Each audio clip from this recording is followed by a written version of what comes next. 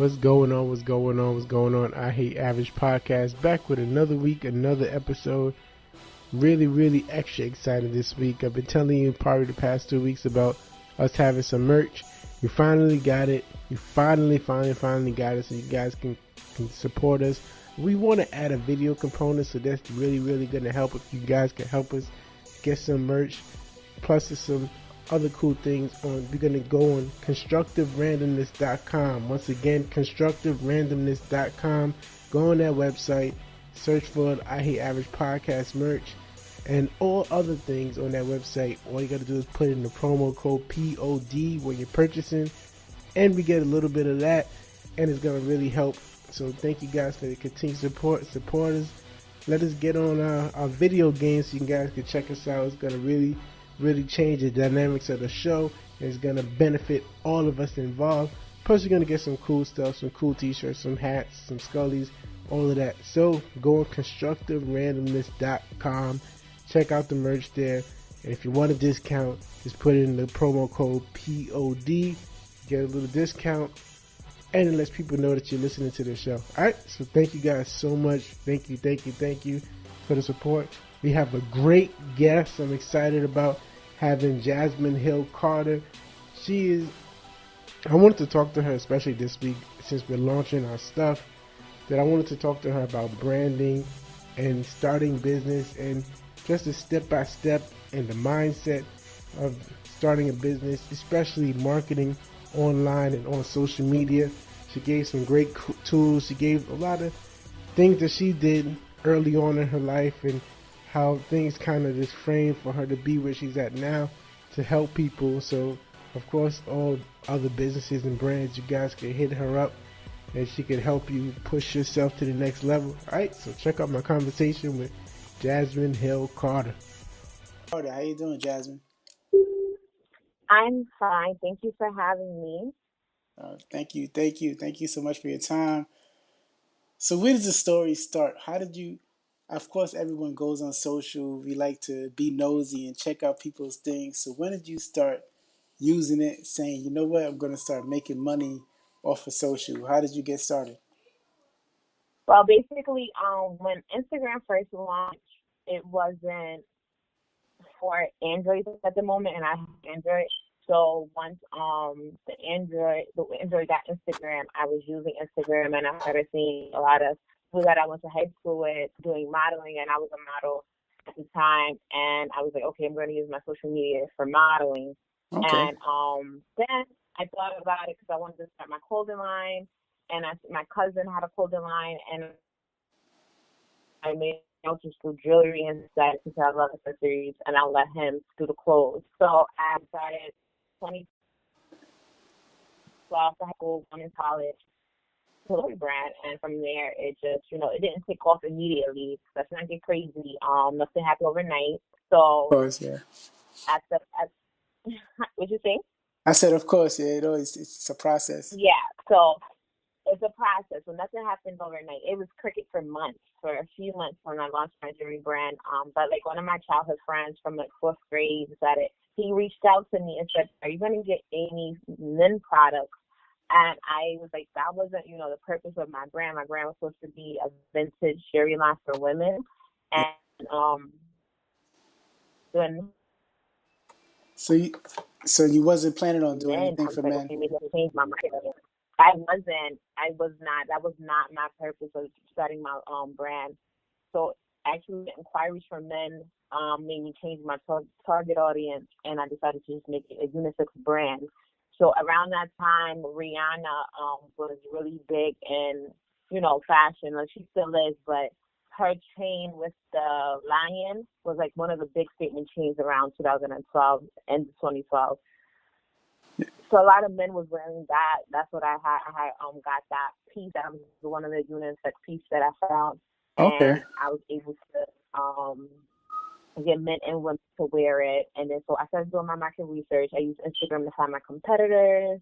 And from there, I just was like buying pieces based off of our, pop culture and our rap and hip hop world to see what was in style and what was out of, or what was not selling. So you didn't mind, looking at competitors and I guess seeing how they was reaching out to customers. No, so I didn't really pay attention to how they were reaching out to customers. I just paid attention to what was being sold, Okay. what I should have in my shop, and what certain things I would have in my shop that they weren't selling, and I would have in my shop what they were selling. But after a while, I just stopped looking at competitors. Now I really don't look at competitors. Now I'm more, I just look at fashion blogs. I went to SIT. I graduated with a bachelor's from SIT, so I Okay. have the ability to go on websites that a lot of people don't have access to see what's going to be in style 2 years from now. So I utilize that to my full advantage That's great. when it comes to branding my brand. Yeah. So what gave you the confidence? Because I know a lot of people want to start businesses. A lot of people have ideas. What made you have that initial confidence to say, you know what, I could really do this? Well, I've been a natural hustler. I was always into brand. I was always into getting money. That was my thing. I I feel you. never wanted to be broke in my life. My parents, they my parents, they were there for me. My parents were married when I was a child. My dad was in the army military, and he also worked for TSA. And then my mom was a teacher, but now she's a vice principal. So I had two good parents, good job parents, and I grew up in the hood of Jersey, but they moved me out of the hood, and they just was like, "You're a smart young girl. We want you to do what you got to do in school, and we got you." But I was born independent, so I'm like, don't worry about it. As long as I have money in my pocket, my parents were spending money on me. Yeah. So at a young age, being that I was an honor roll student, AP student, I forever would take my report cards to church and be like, "Okay, here go my report card." And I get $5 per A, I was and from smart. there I kept money in. So when I realized that was like a trend, okay, so if I can say I could walk to church for $6, we gonna use it our so actually I walked out of church for really $50. And then by the time I turned 13, I was like, okay, let me figure out other ways to make money. The internet was, my best friend. Yeah. I was fundraising company that just sent me like pamphlets because back in the day we used to go do the school and we did the chocolate for school. We didn't get none of that money. That was just a school thing that they sell chocolate for. So I'm like, True. instead of selling chocolate for myself, half profit and call it a day. Yeah. I sold chocolate and peanuts, school and church. So I utilized both. And then my mom's a teacher, so she had connects to me because I was a daughter, and I utilized my resources.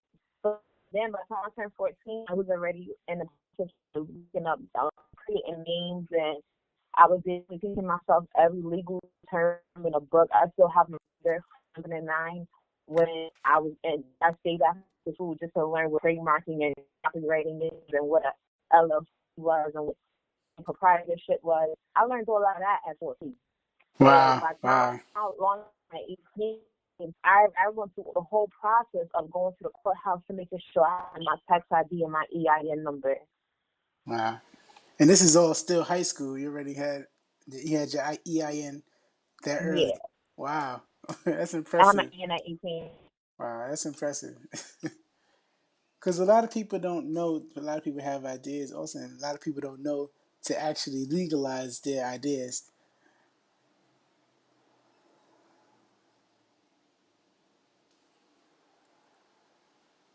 Process because brand I started out as a sole proprietor, right? Like it was a sole proprietorship, so it wasn't a lot at first. So I didn't Yeah. think to start out as a right away. Well, I want to be the only person owning my brand. I don't want to have put out too much money. So proprietorship was not that much money. It was just you had to make sure it was registered, make sure I got my EIN, my success. I could buy wholesale, buy my my material wholesale, and that was my focus. But then when I started realizing, I started researching the different types of jewelry, the real what would break people out because skin, I have eczema. So because I suffer from eczema, certain that I couldn't wear. So I was like, oh, let me look into this. Let me see what's going on. So because if I sell for a customer that has eczema or that has sensitive skin and they break out, they sue me, they coming for my whole bank account. Of It's course, not yeah. about to go down fast. Yeah. So that's when I was like, let me turn my brand into an LLC just to prevent that situation. Yeah, and that's another selling point because you could tell customers, look, this is eczema friendly jewelry. You could use this. Anyone can use it. That's also a selling point. So of course you was protecting yourself, but also you could Mm-hmm. use it as a selling point.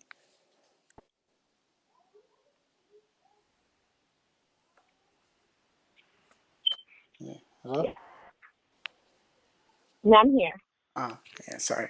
So what? So you were 18. You created the LLC and sole proprietorship. So No, was 18, I created my sole proprietorship. At 20, I turned my brand to LLC. okay. Wow, that was just that's so young to be making those big moves, which is great though. But you always had the hustler mentality. So, what other products was you planning on selling besides just jewelry? Well, when I first started out, I was just going to be jewelry and bags, handbags for women. But Okay, I didn't really feel like housing so much product at the time. My purpose was not to have so much stuff in my house because once you buy it, you buy it. You're stuck yeah, with it unless it that's true. sells. You That's true. know? So I was like jewelry is more it's smaller. I can it's easy to travel with if I need to go to a shoot. And I was just using my mind and like, okay, let's think ideally. If you want to do a shoot, do you rather pack up clothes, jewelry, and accessories, or just pack up one thing? And I was like, let me just focus on jewelry because at one point I did add close to my brand, and I had a whole other brand, and just housing it was just the biggest issue for me because living in New York City, you live in a Yeah. box, like period. Unless you have money, you living in a box, and I have a lot of stuff on, and I have a lot of clothes on my own. So trying to house other clothes to sell to people, jewelry, shoes, my bedroom set, my computers, and my other products that I need to run my brand. That's going to be a lot at this very moment. And then I was in school too, so I have books and stuff like that. So I'm like, you know what? Let me just focus on my jewelry at this point because I still was my top seller. Everything that was being brought was accessories. I balanced my target audience, so 50% women, 50% men, Wow. and everything was the way I needed it to be. I just needed to really dive in and focus on just Velzmonroe Yeah, solely. definitely. So how did because you was focusing and you was building your business. So now I see that you kind of of course, you still got Velzmonroe, but you also kind of transitioned to helping other people with bread. And so, how did you get started with that? Okay, so I always been into business. So I went to school for business development and Okay, entrepreneurship. okay, So I have an associate's in fashion marketing communications, and then I have a bachelor's in small business development entrepreneurship. okay. So while I was building my business plan for my clothing line that I didn't decide to even go through with, I just was looking over everything when people come to me and ask me what to do, how to build their brands. I help a lot of people build their social media up from ground. They were probably at 1,000 to 2,000 followers, and now they're probably at 8 to 10K, Wow. 17K. I've just given them tips and tricks of how to stay engage with their customers. Yeah. Like people literally will follow me to watch me to see what I'm doing so they can follow suit. And I don't mind it. Like Yeah, of we course. all gonna eat. Yeah, It's too much money in this world for all of us not to eat. of So course. why not help out? At this point I'm like, you know what, Jasmine, stop playing yourself. Add a tag to that. That needs to Yeah, a dollar tag needs to be added to the knowledge you're giving out because you're giving out freemiums and that's you're true. not even reaping the benefits of it. That's true. And people are going up. People are getting more revenue, and you still You know, sell it. and Yeah. yeah. So that's what made me. I started doing my branding because I also graphic design. I've always been good at graphic design. Like I said, I was going to start my clothing line when I was younger because I was really good at using Photoshop and Paint Shop Pro. I was doing MySpace layouts. When we were using MySpace before Facebook and Instagram all came out, we was coding, and none of us was really thinking like, yo, we wasn't sitting here coding a layout. And It's true. I didn't even think about it like that. So I'm like, yo, if I really sat there and paid attention to everything I was doing when I was younger, I could be crazy beastly right now. So let me get back. Let me tap back into that. Yeah. See, do you think that, like you just said, people do things and they develop skills without even knowing it? So, do you think that people can learn to build brands around their passions? Absolutely. Absolutely. You could build a brand around your passion without a degree. And I'm going to say that because honestly, people get so caught up on, oh my gosh, I need to go to school, or oh my gosh, I'm not hiring you because you don't have a degree. Man, like, you could really build your brand. You could build a brand without a degree, as long as you have a passion for it. You determine you're consistent. Consistency is key at the end of the day. Mm-hmm. So if you're consistent, you have a passion for it. All you need is that one person to, be in your corner and help you out, and that's yourself. Yeah. But so what That's was yourself. I know you was always a hustler, but what else was it that continued to push you to keep being consistent with your brand? Well, it's been a lot of things. Well, at first it was my dad passing away. So my Okay. dad passed away. Like, he passed away the day before my 20th birthday. Wow. So when that happened, I was just like, man, like my dad was my biggest supporter, like on everything from when I was younger to now. My dad was in the army, so I barely seen him. Whenever I did see him, he made it his business to come to my games, my basketball games, my cheerleading games, anything I was doing, my fashion shows. He took me to go register my business.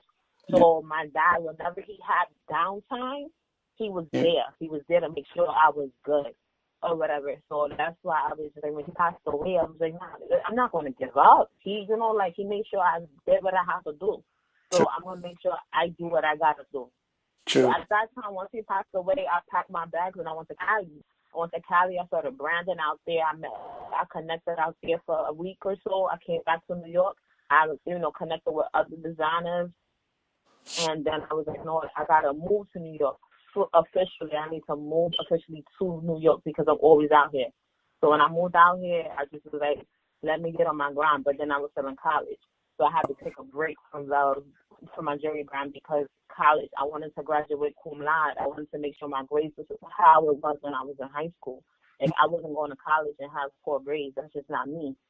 I'm too smart for that. Of course. So I took a break and I just focused on, making sure because college not easy. If you want to really be in college, you need to be in college too. Like, it's very time consuming. Yeah, it's very time consuming. It is, especially SIT. SIT is not an easy college to graduate from because they will fail you easy. Of course. Yeah. So I made sure I graduated, with 4.0. And then once I graduated, I was just like, all right, let me recoup.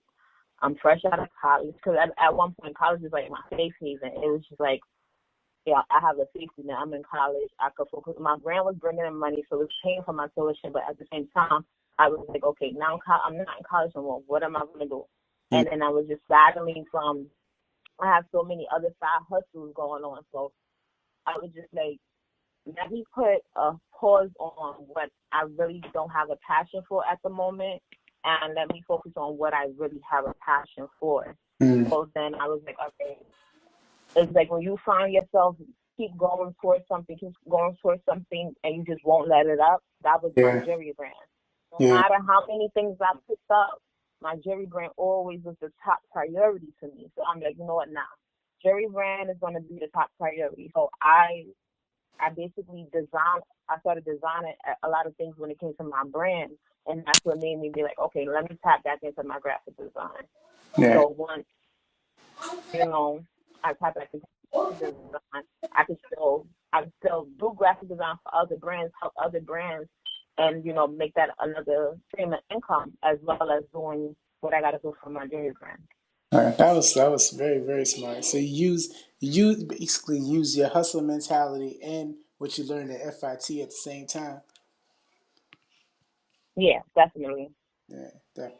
So how was that experience at FIT? Was it because a lot of times, me personally, of course, I think college is important, but I think mostly college is more important for the people that you meet. So can you talk about the connections that you made just being at FIT?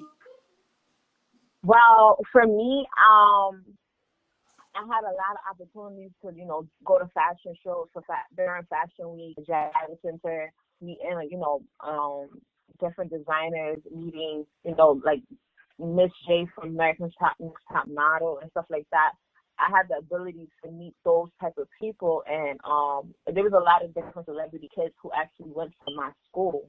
Okay. So getting connected with them as well, I had a little different opportunities to dibble and dabble.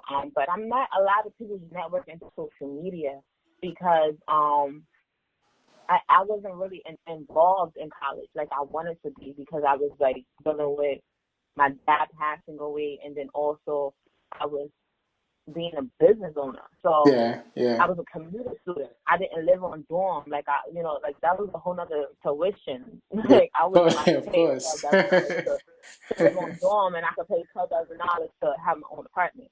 Yeah, that makes sense. So, you know, I was a commuter student, so I was in and out. I was in and out, and then I also had a job. So I was working 50, 40 hours a week. I was in and out of school, and then I was doing fashion shows Yeah. almost every day, like twice a week. Sometimes it was a lot. I was either doing a fashion show, a photo shoot, working in college. It was all in 1 week. I was probably Wow, putting out to 90 to 100. that's amazing.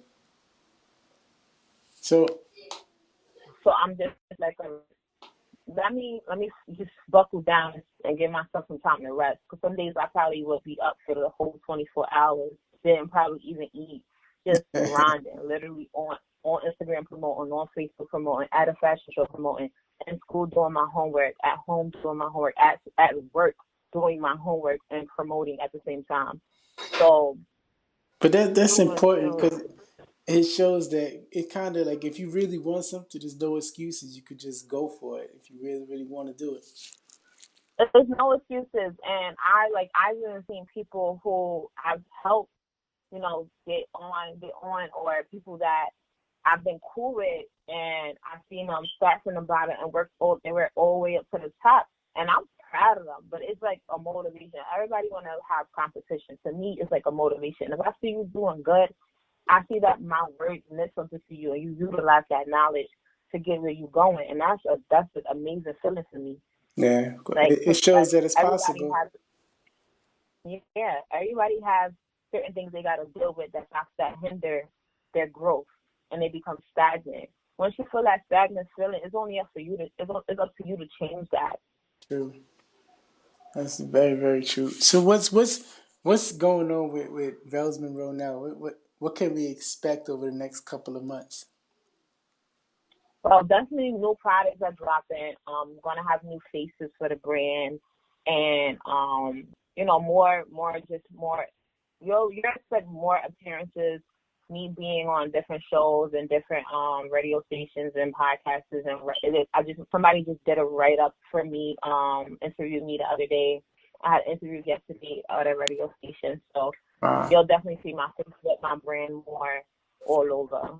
that's amazing. That's amazing. And so, how can people reach out to you from Velzmonroe? How can they reach out to you for Brandon? Brandon expertise also. How can But people reach you? okay, so for branding wise, you can DM me on Instagram or email me jasminehillcarter@gmail.com, or through my website jasminehillcarter.com. For Love Monroe, my website is up and running, has been for the last 6 years. It is velzmonroe.com, velzmonroe.com. Instagram Love Monroe. Uh, Thank you so much, Jasmine, for your time. I really, really appreciate it. And what's one tip before we leave? What's one tip you can give to there's a female or a male, anyone who just they want to get started with business? What's like one branding tip you can give to get started? Market research. Mm. Always do your research.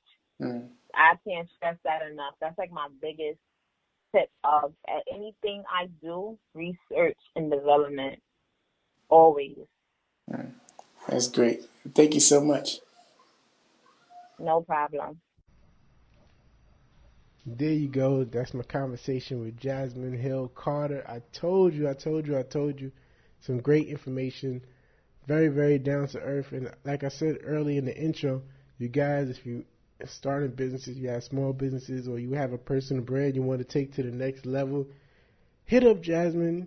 She's going to help you out. She has some great, great ideas on how to build yourself and grow your base and grow your products on social media. So check out Jasmine Hill Carter for that, and also check out her brand, Velzmonroe. She has some cool products there, some chains, some jewelry. Check it out. Thank you guys. Also, follow us on social media, I Hate Average Podcast on Instagram, I Hate Average JAY on Snapchat. And please, like I said earlier, go on constructiverandomness.com. Get some stuff, get some products. And if you want a discount, just put in the promo code POD. Let them know you're listening. And you get a little bit of that cut. We want to add probably in the next couple of weeks a video component. And I'm excited about that. And that's really, really going to help. So thank you guys for your continued support. Talk to you next week.